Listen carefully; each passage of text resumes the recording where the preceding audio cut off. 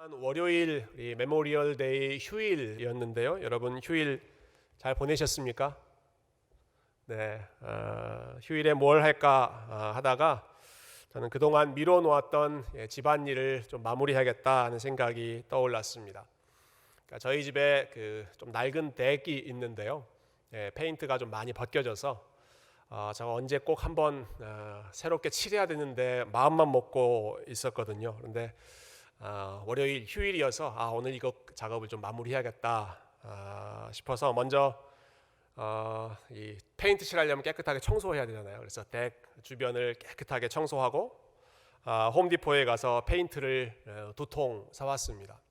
두 통 정도면 충분할 것 같아서 사왔는데 칠하다 보니까 조금 부족하더라고요. 그래서 칠하다 말고 다시 홈디포 가서 한 통 더 사가지고 와서 열심히 페인트 칠을 했습니다. 제가 아침 10시쯤에 그 작업을 시작했는데 오후 4시쯤 돼서 페인트 칠을 다 마치고 좀 흐뭇한 마음으로 집 안으로 들어갔습니다. 그리고 제가 칠한 그 깨끗해진 그 페인트 덱, 새롭게 만든 브랜뉴 왜 이렇게 흥분하죠? 브랜뉴 덱을 보면서 저만 보기 너무 아까운 광경이다. 그래서 제 아내를 불러와서 여보 색깔 너무 예쁘지 않아? 그래서 얼마나 제가 잘했는지 막 이렇게 과시하고 있는데 바로 그때 후두둑 하는 소리가 들렸습니다. 거짓말같이 바로 그 순간부터 비가 내리기 시작했습니다. 여러분 월요일 지금 그 눈빛으로 제 아내가 저를 봤어요. 월요일 오후에 비 왔던 거 혹시 생각나십니까? 페인트 칠하고 지금 마르기를 기다리는데 이게 소나기가 쏟아져 내리니까 뭐 칠했던 거 다 그냥 물거품이 됐죠. 실제로 그때 보니까요, 이 페인트 칠한 곳이 이제 기름이 있잖아요. 거기에 그 소나기가 세게 이렇게 막 내리치니까 정말로 거품이 나더라고요. 거품이. 이게 물거품이구나. 이게 진짜 물거품이구나 하는 생각이 들었습니다. 제 아내가 저를 한심하다는 듯이 쳐다보면서 날씨 체크 안 했어요? 그러더라고요. 날씨 체크를. 그래서 그제서야 제가 깨달았습니다.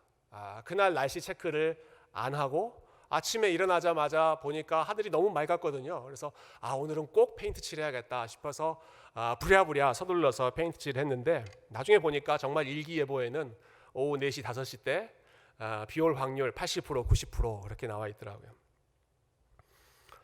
이런 페인트 작업할 때 제일 기본적인 일은 날씨 확인하는 것, 이게 사실 제일 먼저 해야 되는 일이죠. 제일 중요한 일이죠.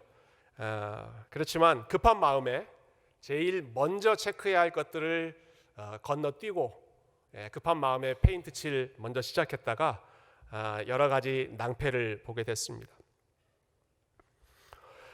오늘 본문에 보면 이스라엘 백성들은 저보다 훨씬 더 지혜로운, 특별히 여호수아는 훨씬 저보다 지혜로웠던 것 같습니다. 그들은 중요한 것을 건너뛰지 않았습니다.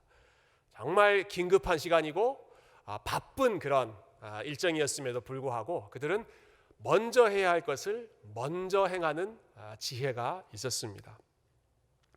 여러분 지금 상황은요, 이스라엘 백성들이 아이성 전투, 두 번째 했던 그 전투를 싸우고 지금 승리하고 정복한 상황입니다. 이제 그 기세를 몰아서 그 옆에 있는 성, 그 옆에 있는 도시 하나하나 밀고 나가면, 전진하면 계속해서 정복할 수 있는 아주 좋은 모멘텀, 좋은 그 기회를 그들이 얻었습니다. 이때 그대로 전진하면 되는 것입니다. 근데 그들이 전진하지 않고 다른 일들을 하고 있는데, 여러분 이 좋은 타이밍에 여호수아가 뭘 하는지 한번 보시기 바랍니다. 30절 말씀 다시 한번 볼까요? 30절 말씀 보면 이렇게 나와 있죠. 그때 지금 이 아이성 전투에서 승리하고 난 이후죠. 그때 그리고 지금 가나안 땅에서 계속해서 전쟁이 남아있는, 전쟁을 하고 있는 바로 그때입니다. 그때 뭘 했는가? 여호수아가 이스라엘의 하나님 여호와를 위하여 에발산에 한 제단을 쌓았으니. 여호수아가 무슨 일을 하고 있습니까? 제단을 쌓았습니다. 제단을 쌓았다. 이 말은 하나님 앞에 예배했다. 하나님 앞에 예배를 드리고 그 제단을 쌓고 하나님의 이름을 불렀다 하는 것이죠. 여러분 이 예배 중에 특히 여호수아가 어떤 일들을 했는지 조금 더 우리가 살펴보면 좋겠는데요. 32절 보시면 그 제단을 쌓고 나서 여호수아가 이런 일도 합니다. 여호수아가 거기서 모세가 기록한 율법을 이스라엘 자손의 목전에서 그 돌에 기록하매. 모세가 가르쳤던 율법, 여러분 그 율법의 내용이 얼마나 많습니까? 근데 그 율법을 지금 여호수아가 뭐 하고 있어요? 돌에 기록하기 시작합니다. 판판한 돌을 하나 준비해서 거기에 석회 딱 바르고 하얗게 칠한 다음에 거기에 하나님의 말씀을 적는 것입니다. 기록하는 것입니다. 여러분 중에 성경을 필사해 보신 분 있으시죠? 성경을 직접 한 절 한 절, 한 글자 한 글자 써보신 분 계실 겁니다. 성경을 필사한다, 직접 기록한다. 이거 무척 그 타임 컨슈밍 하는 작이고 굉장히 지루한 그런 일입니다. 근데 여호수아가 모든 백성들이 보는 앞에서 대표로 하나님의 말씀을 돌에다가 빼곡하게 적고 있는 것입니다. 그리고 나서 한 일이 있습니다. 그리고 나서는 그 말씀을 읽기 시작하는데요. 34절과 35절 그 장면을 한번 읽어볼까요? 34절과 35절 우리 한 목소리로 같이 읽어보겠습니다. 시작. 그 후에 여호수아가 율법책에 기록된 모든 것대로 축복과 저주하는 율법의 모든 말씀을 낭독하였으니 모세가 명령한 것은 여호수아가 이스라엘 온 회중과 여자들과 아이와 그들 중에 동행하는 거류민들 앞에서 낭독하지 아니한 말이 하나도 없었더라. 아멘. 율법을 열심히 사람들에게 또 읽어주었습니다. 자, 지금 뭘 하고 있는지 한번 정리해 보시죠. 여호수아가 이스라엘 백성들을 다 모아놓고 남녀노소 할 것 없이 유대인만 모아놓은 게 아니라 이방인, 거류민, 잠깐 거주하는 그러한 사람들 나그네까지 다 모아놓고 함께 제단을 쌓았습니다. 예배를 드리는 것입니다. 그리고 그 예배를 드리고 나서 예배를 드리는 중에 돌 하나를 정해놓고 거기에 하나님의 말씀 모세의 율법을 열심히 적었습니다. 그리고 그 율법을 사람들에게 다 읽었습니다. 다. 오늘 본문에 보면 모세가 읽으라고 했던 말씀 중에 하나도 빠짐없이 다 그 백성들에게 낭독했다. 여러분 일종의 이 부흥회가 열리는 것입니다. 이스라엘 백성들 전체 온 민족 전 국가적인 부흥회, 일종의 성경학교가 지금 이 현장에서 일어나고 있는 것이죠. 저희도 지난 한 주 동안 부흥회, 우리 어린이들을 위한 부흥회를 했습니다. BBS 화요일부터 토요일까지 얼마나 열심히 또 얼마나 은혜 가운데 잘 진행됐는지 모릅니다. 아침 일찍부터 우리 학생들 기대하는 마음으로 교회로 달려왔고요. 학생들이 오는 것보다 더 먼저 우리 선생님들은 또 와서 준비하고 기도하고, 또 학생들 떠나간 후에 선생님들은 또 제일 마지막까지 남아서 뒷정리하고 또 기도하고 헤어지고, 온 교회가 참 열심히 이 말씀 가르치는 일을 위해서 헌신했습니다. 참 처음에 보니까 아이들은 처음 왔을 때 첫날은 되게 서먹서먹하더라고요. 그래서 아이들의 에너지는 점점점 시간이 지나가면서 올라가는데 우리 선생님들은 첫날은 무척 의욕적으로 시작하다가 둘째 날, 셋째 날, 넷째 날 크로스 되는 것 같은 그런 재미있는 현상도 보았습니다. 여러분 우리가 부흥회를 한 것, 우리가 아이들을 위해서 성경학교를 한 것은 방학 때입니다. 방학 때. 그래서 그 행사를 VBS라고 부르죠. Vacation Bible School. 우리는 방학 때 시간이 한가할 때 그 일을 했습니다. 이스라엘 백성들이 지금 온 백성들이 다 모여서 하나님 앞에 예배드리고, 온 백성들을 대표해서 모세가 하나님의 말씀을 빼곡하게 돌에 쓰고 그 말씀을 이스라엘 백성들 전체에게 하나도 남김없이 열심히 들려주고 있는, 낭독하고 가르치고 있는 이 일은 여러분 언제 이스라엘 백성들이 지금 하고 있습니까? 그들이 지금 이 일을 언제 하고 있습니까? 그들은 전쟁 중에 이 일을 하고 있었습니다. 전쟁 중에, 아직 전쟁이 다 끝나지 않고 언제 또 다른 전쟁이 시작될지 모르는, 지금 우리가 아이성 정복했기 때문에 그 다음에는 다른 민족들이 우리를 공격할지 모르는 아주 위태로운 시간에, 그 전쟁의 상황에서 이들이 다 함께 모여서 하나님과의 관계를 다시 점검하고 있는 것입니다. 여러분 전쟁은 우리가 평소에 열심히 하던 것도 잠시 중단하고 멈추는 시간이 전시 상황입니다. 평소에는 열심히 하던 것, 열심히 하던 것들도 사람 목숨이 왔다 갔다 하는 이 전쟁터, 전시 상황에서는 잠시 중단하고 전쟁에 집중하는 것이 일반적인 모습이죠. 전투를 앞두고 있으면 우리가 앞으로 그 다음 작전을 어떻게 해야 될지 작전 회의를 한다든지, 군사들을 훈련한다든지, 아니면 스파이를 보낸다든지, 아니면 무기를 더 날카롭게 갈고 닦는다든지, 이런 전투 준비를 하는 것이 일반적인 훨씬 더 자연스러운 상황일 텐데, 지금 여호수아와 이스라엘 백성들은 뭘 하고 있었다고요? 부흥회, 성경학교를 하고 있습니다. 전쟁이 한참 진행되고 있는 바로 그 상황에 백성들 다 불러 모아놓고 우리 하나님 앞에 예배드리자, 한가하게 예배드리고 성경 쓰고 있고 성경을 사람들에게 들려주고 있는, 어찌 보면 너무나 한가한 일을 하고 있는 것 같은 한심해 보이는 그러한 상황을 오늘 본문이 그려놓고 있는 것이죠. 여러분, 일반적인 사람들은 이 모습을 보고 참 한가하다고, 한심하다고 비아냥될지 모르겠습니다만은, 그러나 하나님께서 이 장면을 기록해 놓고 오늘 저와 여러분에게 들려주시는 목적은 우리에게 중요한 교훈, 가장 중요한 교훈을 우리에게 다시 한번 확인시켜 주시기 위해서입니다.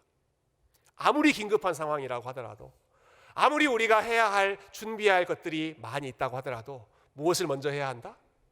하나님 앞에 제단을 쌓고 하나님의 말씀을 듣고 하나님을 가까이 하고 하나님을 예배하고 하나님을 찾는 일, 하나님과의 관계를 돈독히 하는 것, 이것이야말로 아무리 긴급하고 어려운 상황이라고 하더라도 저와 여러분이 가장 먼저 우선순위로 가장 중요하게 생각해야 할 우리의 최고의 우선순위인 줄로 믿습니다. 여러분, 아무리 바쁜 일이 있다고 하더라도 가장 중요한 것을 먼저 하시기를 바랍니다. 날씨도 제대로 체크하지 않고 그냥 페인트 칠하려고 달려들었던 저처럼 하지 마시고 중요한 것을 먼저, 꼭 해야 할 것, 꼭 점검해야 할 것들을 먼저 하시기를 바랍니다. 우리가 가장 먼저 해야 될 것, 내가 하나님과의 관계가 지금 올바로 세워져 있는가? 내가 하나님의 말씀에 귀 기울이고 있는가? 내가 하고 있는 일, 중요한 일, 눈만 뜨면 머릿속에 가득 채우고 있는 그런 긴급한 일들이 많이 있지만, 그러나 내가 하나님께 기도하고 하나님의 지혜를 구하고 하나님 앞에 의지하는 이 겸손한 믿음을 내가 먼저 하고 있는가? 아마 저와 여러분이 이 황금과 같은 주일에도 다른 것들을 내려놓고 이 자리에 와서 우리가 함께 하나님을 예배하고 있는 것은 아마 여러분의 마음 가운데 하나님을 예배하는 것이 가장 중요한 일이라는 그런 분명한 믿음이 있기 때문인 줄로 믿습니다. 저와 여러분에게 있는 이 믿음이 흔들리지 않고 어떤 상황에도 하나님 앞에 나아가는 것, 하나님을 예배하는 것, 하나님을 사랑하고 그분의 말씀을 가까이 하는 것이 언제나 흔들리지 않는 우리의 최고의 우선순위 될 수 있기를 주님의 이름으로 축원드립니다. 오늘 본문에서 배울 수 있는 두 번째 내용을 이 시간에 한번 잠깐 살펴보고 말씀을 정리하고 싶은데요.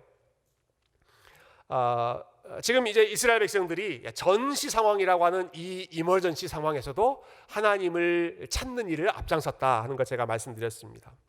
두 번째로 생각해 보고 싶은 것은 이스라엘 백성들이 지금 제단을 쌓고 있는데, 예배를 드리고 있는데 그들이 어디에 제단을 쌓고 있는가 하는 부분입니다. 이 부분이 정말 참 중요한 의미를 가지고 있더라고요. 여러분 30절 말씀 다시 한번 돌아가 볼까요? 30절 제가 다시 한번 읽어보겠습니다. 그때 여호수아가 이스라엘의 하나님 여호와를 위하여 에발산에 한 제단을 쌓았으니. 자, 이스라엘 백성들이 제단을 어디에 쌓았어요? 에발산이라고 하는 곳에 제단을 쌓았습니다. 이 에발산이 어떤 산인가? 우리 신명기 27장에 있는 말씀을 통해서 이 말씀을 좀 더 생각해 보면 좋겠습니다. 사실 오늘 본문에 나와 있는 이 내용은 모세가 신명기 27장에서 너희가 앞으로 가나안 땅에 들어가면 꼭 이런 일을 해라 라고 미리 지시했던 그 내용을 지금 철저하게 순종하고 있는 부분인데요. 신명기 27장 12절과 13절에 보면 두 산의 이름이 나옵니다. 그 산의 이름을 주목하시면서 한번 같이 읽어보십시다. 12절부터 시작. 너희가 요단을 건넌 후에 시므온과 레위와 유다와 이사갈과 요셉과 베냐민은 백성을 축복하기 위하여 그리심 산에 서고, 르우벤과 갓과 아셀과 스불론과 단과 납달리는 저주하기 위하여 에발산에 서고. 자, 이 상황을 보면요, 이스라엘 백성들이 지금 12지파잖아요. 근데 그 12지파를 6지파씩 둘로 나눠라 했습니다.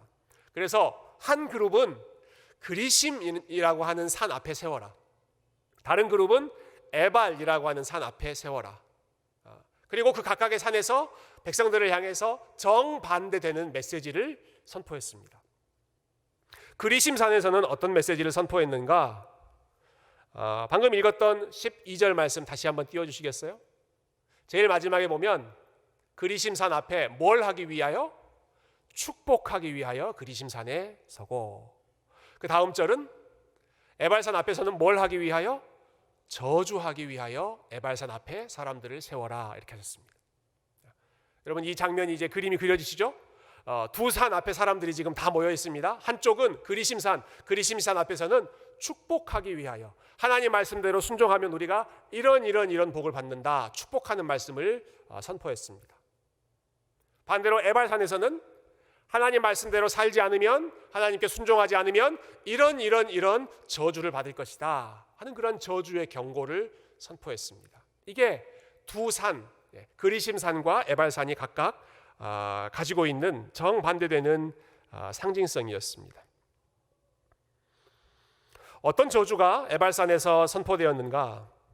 이런 내용입니다. 그 다음에 이어지는 27장 15절부터 제가 말씀을 한번 읽어볼게요. 여러분, 그 분위기를 한번 느껴보시면 좋겠습니다. 장색의 손으로 조각하였거나 부어 만든 우상은 여호와께 가증하니 그것을 만들어 은밀히 세우는 자는 저주를 받을 것이라. 우상 숭배하지 말라는 거죠. 우상을 만드는 사람들은 저주를 받을 것이라 하면 모든 백성은 응답하여 말하되 아멘 할지니라. 그의 부모를 경홀히 여기는 자는 저주를 받을 것이라 할 것이요 모든 백성은 아멘 할지라. 그의 이웃의 경계표를 옮기는 자, 그러니까 이웃에 등쳐먹는 사람이죠. 그런 사람은 저주를 받을 것이라 할 것이요 모든 백성은 아멘 할지니라. 이런 식으로 12개의 저주 리스트가 나옵니다. 그것을 하나하나 그 대표자가 에발산 앞에 있는 사람들에게 선포하면 그것을 듣는 사람들은 그 말씀이 선포될 때마다 아멘으로 화답하라는 것입니다.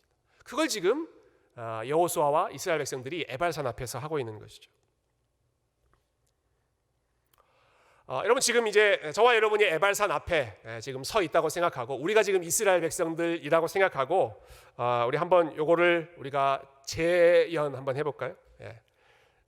제가 방금 이야기했던 그 내용, 저주의 경고를 이야기하면 여러분은 뭐라고 화답하신다고요? 아멘이라고 하시는 거예요. 자, 우상을 만들어 섬기는 자는 저주를 받을 것이라. 부모를 존경하지 않는 자는 저주를 받을 것이라. 이웃을 속이는 자는 저주를 받을 것이라. 왜 아멘 소리가 점점 약해지십니까? 당연합니다. 여러분, 어떤 마음으로 아멘을 하셨습니까? 저주의 경고가 선포될 때 거기에 대해서 아멘하는 마음은 어떤 마음입니까? 사실 별로 내키지 않는 마음입니다.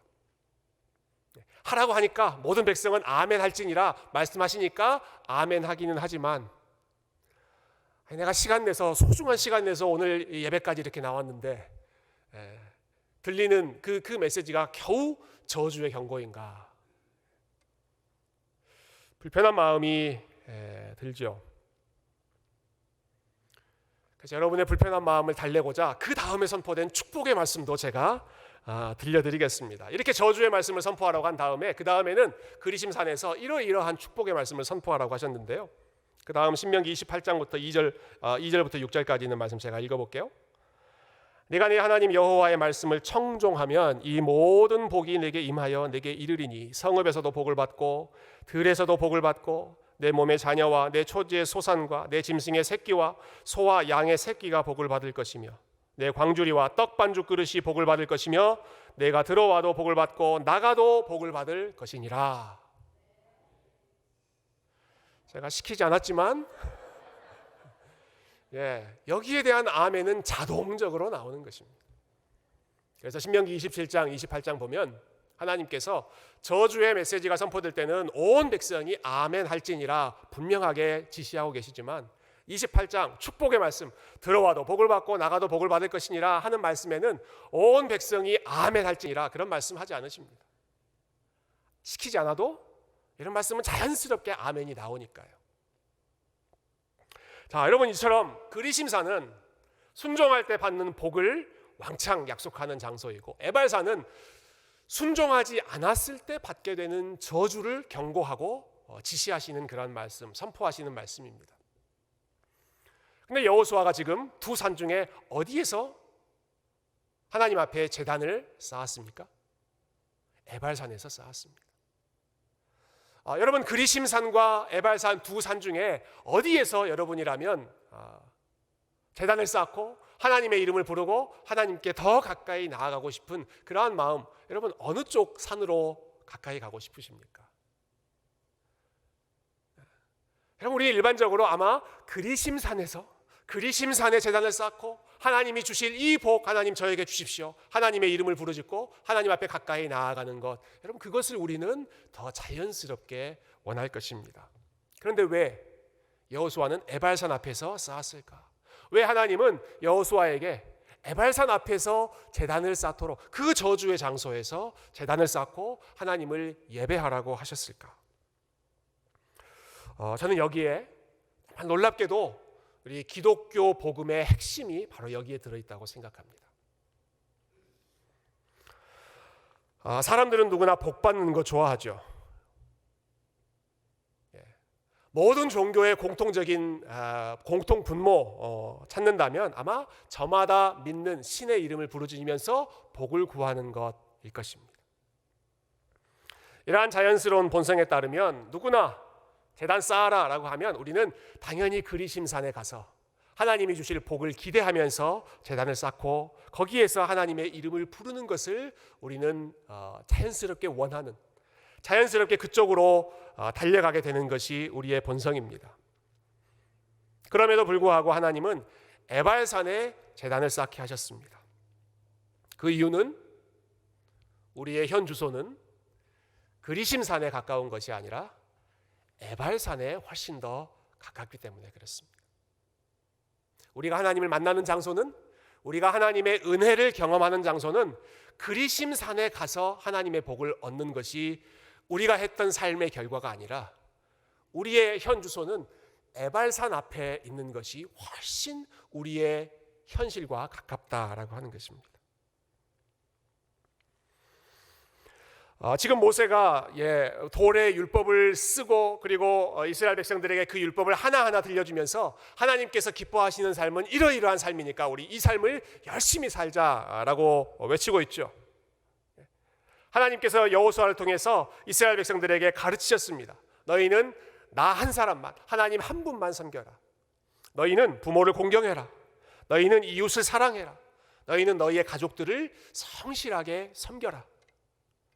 너희들이 가지고 있는 것은 너희 노력으로 얻은 게 아니라 다 내가 선물로 준 것이니까 너희 것이라고 클레임하지 말고 필요한 사람들을 위해서 나누고 베풀고 사회에서 공의를 행하며 정직하게 살아라.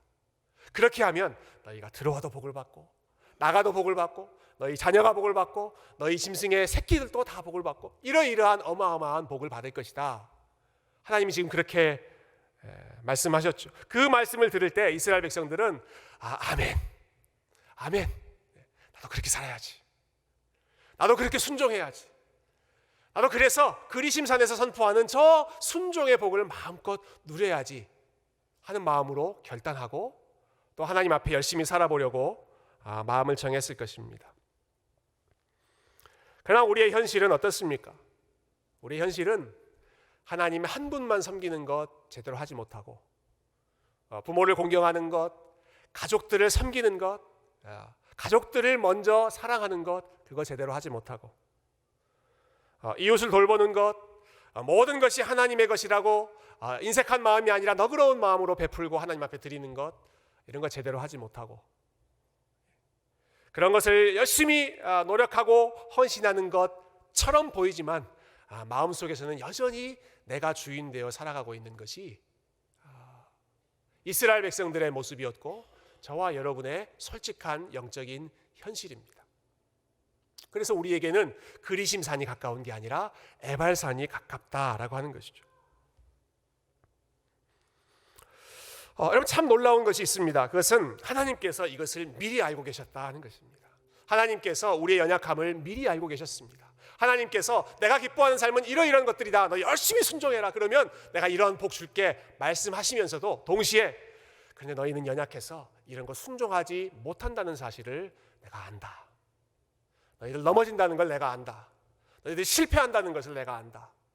그래서 너희들은 그리심산이 아니라 에발산 앞에 서 있는 것이 훨씬 더 어울리는 삶이라는 걸 내가 안다. 그런데 에발산 앞에서 거기서 제단을 쌓아라. 거기서 내 이름을 불러라. 그리고 거기서 번제를 드리고 화목제를 드리고 그래서 내가 너희의 허물을 다시 한번 다 덮어주고 내가 너희들을 다시 한번 용서하고 내가 너희들을 은혜로 다시 한번 품고 너희 연약함에도 불구하고 계속해서 너희를 사랑하는 것을 포기하지 않는 나를 에발산 앞에서 만나라. 그것이 바로 이스라엘 백성들이 에발산 앞에서 제단을 쌓고 하나님의 이름을 부르짖었던 이유이죠. 내가 이렇게 열심히 살았습니다. 내가 이렇게 열심히 잘 살았습니다. 하나님 나에게 복 주십시오. 그런 마음으로 하나님 앞에 나아가는 것이 아니라 하나님, 여전히 내가 부족합니다. 여전히 내가 연약합니다. 참 잘 살아보려고 했는데 여전히 내가 못하는 것이 너무너무 많이 있습니다.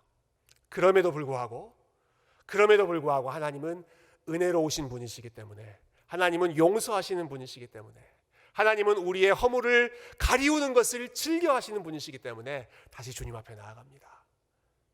우리를 용서하시고 회복하시고 우리를 하나님의 은혜로 다시 채워주십시오. 이것을 경험하는 에발산 앞에서의 은혜의 체험이 바로 이 제단을 쌓고 하나님을 부르짖는 가운데 나타났던 것이죠. 저희가 지난 주말에 선교 세미나 했는데요. 참 여러 가지 내용이 기억납니다만은 특별히 오늘 말씀 준비하면서 기억나는 내용 한 가지 있습니다. 이번에 오셔서 참 좋은 말씀 나눠주셨던 임오랑 선교사님이 성경을 번역하는 선교사님이십니다. 이 말레이시아 아주 작은 소수 부족들의 언어로 하나님 말씀을 번역하는 그런 분이셨는데요. 이 성경을 번역할 때 참 여러 가지 어려움이 있는데 그 중에 제일 어려운 고충을 하나 알려주시더라고요. 제일 어려운 것 중에 하나가 우리에게는 늘상 있는 말인데 그 부족에는 그 말이 없는 경우, 우리는 일상적으로 쓰는 단어인데 그 부족에는 그런 표현 자체가 아예 없는 경우, 그럴 때 성경을 번역하는 게 참 힘들다라는 말씀을 하셨습니다. 예를 들면 이런 경우가 있었다고 그러세요. 용서. 우리는 용서라는 단어가 있잖아요. 영어로는 그냥 forgive 하면 그 의미가 그냥 단번에 전달되잖아요. 근데 말레이시아에 있는 어떤 부족에 용서라는 표현 자체가 없답니다. 용서라고 하는 단어 자체가 없었답니다. 그래서 이거 어떻게? 여러분, 성경을 번역하는데 용서를 번역을 못하면 이거 어떻게 해야 됩니까? 그래서 어떻게 이 말을 번역해야 될까 계속 고민하고 그 사람들의 문화를 관찰하다가 두 사람이 싸우는 장면을 보셨대요.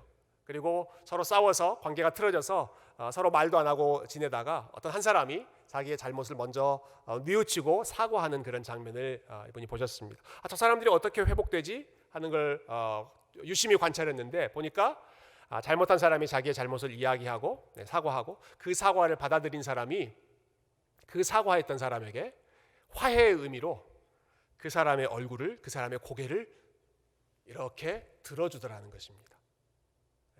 이제 나를 봐라 하고 들어주는 것이죠. 이 사람들은 적의 용서구나 하는 것을 우리 선교사님이 깨달으셨대요. 그래서 성경에 용서라는 단어가 이제 나올 때마다 뭐라고 번역했을까요?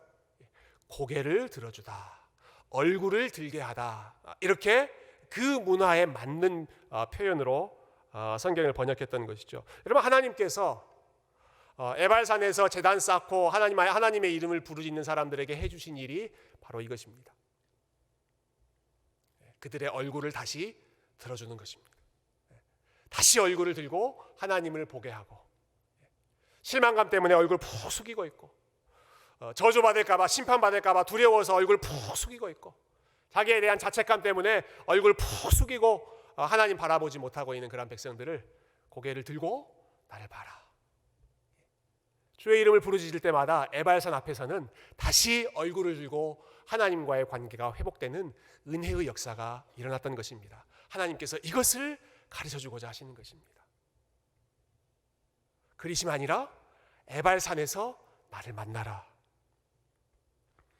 비록 너희가 연약하고, 그래서 너희가 자주 넘어지고, 그리고 너희가 실수하는 일들이 많이 있지만 나는 이미 너희가 연약하다는 것을 알고 있고, 그래서 회복할 수 있는 방법을 에발산 앞에 세워두었으니 마음껏 이것을 이용하고, 내가 올 때마다 이 제단 앞에서 나의 이름을 부르고 나를 다시 한번 찬양하고 너희의 모든 허물을 용서하고 새로운 삶으로 인도하는 나의 사랑을, 나의 은혜를 경험하라 하는 것이죠. 사랑하는 성도 여러분, 저와 여러분은 에발산에서 제단을 쌓는 사람들입니다. 저와 여러분은 그리심산 앞에 열심히 달려가서 우리 이렇게 열심히 살았습니다, 잘했죠, 복 주세요 라고 요구하는 사람이 아니라, 우리는 에발산 앞에서 제단을 쌓고, 하나님 다시 우리를 불쌍히 여겨주십시오. 하나님의 은혜가 필요합니다. 하나님의 용서가 필요합니다. 하나님의 사랑이 필요합니다. 다시 저의 얼굴을 들어주십시오. 믿음으로 고백하고 하나님 앞에 나아가는 것. 저와 여러분은 에발산에서 제단을 쌓아가는 사람들입니다. 그리고 거기서 제단을 쌓고 주님의 이름을 부르짖는 사람들을 하나님은 절대로 외면하지 않으시고, 그 사람들을 용서하시고 허물을 덮으시고 다시 은혜로 그 마음을 채워주셔서 주님이 기뻐하시는 그 길을 향하여 달려갈 수 있도록 하나님께서 은혜를 더하시는 줄로 믿습니다. 어제 새벽기도 말씀 묵상하신 분들은 사도 바울이 고백하는 그 감동적인 고백을 다시 한번 들으셨을 것입니다. 나의 나된 것은 모두 하나님의 은혜였습니다.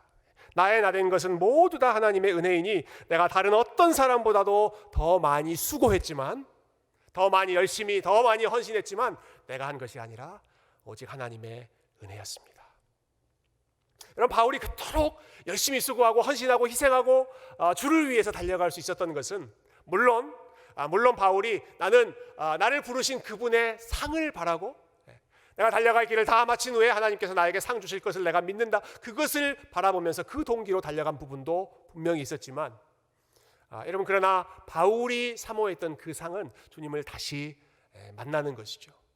그 은혜의 주님을 그냥 눈으로 보는 것이 아니라, 그냥 믿음으로 바라보는 것이 아니라 실제로 우리 주님을 직접 만나는 것, 그것이 바울이 사모했던 최고의 상, 하나님의 은혜를 가장 풍성하게 경험하는 것이 바울이 바라보았던 최고의 상이었습니다. 그리고 바울이 어려울 때마다, 힘들 때마다, 넘어지고 싶을 때마다 다시 일어설 수 있었던 것, 하나님의 은혜 때문에, 누구보다도 더 열심히 수고하고 헌신할 수 있었던 것, 하나님의 은혜 때문에, 모든 것이 하나님의 은혜이기 때문에 하나님의 은혜로, 하나님의 사랑받은 자로서 그 힘으로 주님을 위해서 달려가고 그 믿음의 길을 멈추지 않았던 것, 여러분, 이것이 저와 여러분이 걸어가야 할 동일한 믿음의 원리라고 생각합니다.